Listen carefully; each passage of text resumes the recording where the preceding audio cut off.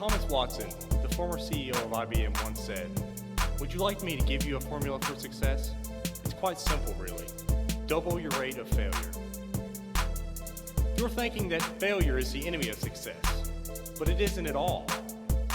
You can be discouraged by failure, or you can learn from it. So go ahead and make mistakes. Make all that you can, because remember, that's where you will find success. There are two ways I can think to find success in the world. And the first one is to take risk.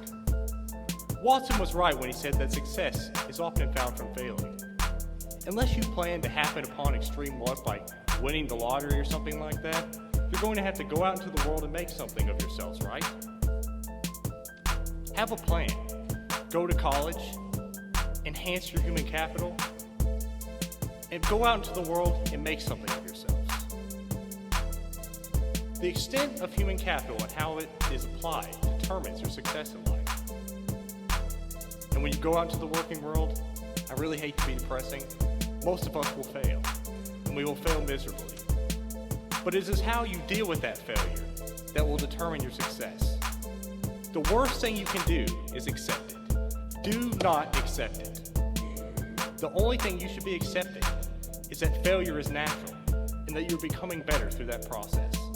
I'd like to share some stories about failure, and you can tell me if these people accepted their failure or if they learned from their mistakes to better themselves. Bill Gates. We all knew he dropped out of Harvard to start Microsoft, and the rest was history. But it really wasn't. What most people don't know about Gates is a company called Traffic Data. It took raw data from roadway traffic to hand it to software engineers to design better applications. It was a complete failure, with no sales, and it was embarrassing for Gates. A few years later, he renamed the company Microsoft, and the rest was history. Colonel Sanders, the same chicken recipe we all know and adore today, denied 1,009 times by different restaurants before it was accepted. Walt Disney, fired by a newspaper editor because he lacked imagination and had no good ideas. Oprah Winfrey, fired from her first job as a television producer because she was unfit for TV. J.K. Rowling, just 5 years before the first Harry Potter novel was published, she was divorced, severely depressed, had published a series of novels with no sales, and she was on welfare. Michael Jordan, cut from his high school basketball team. Dr. Seuss, first book rejected by 27 different publishers. And my favorite, Steve Jobs, kicked out of the company he started after dropping out of college. He founded a company called Next, which failed. In the meantime, was hired at Pixar, brought Pixar to the company we know it as today. And 10 years later, Apple is failing and begging for him to come back. Of course he accepted, and the rest is history.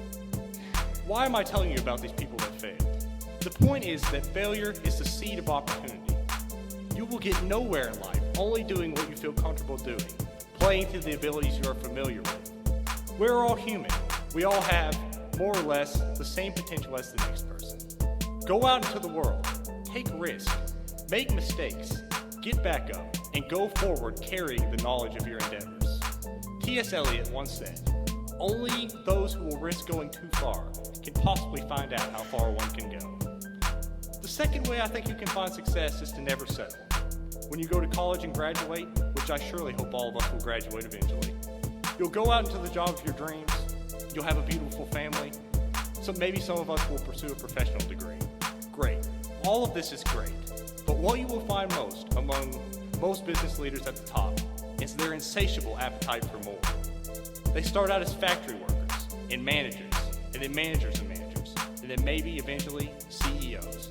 The CEOs are the people who find their destiny and they see it out to the end. The ones who will persist through any kind of opposition. They will push until they cannot possibly push anymore.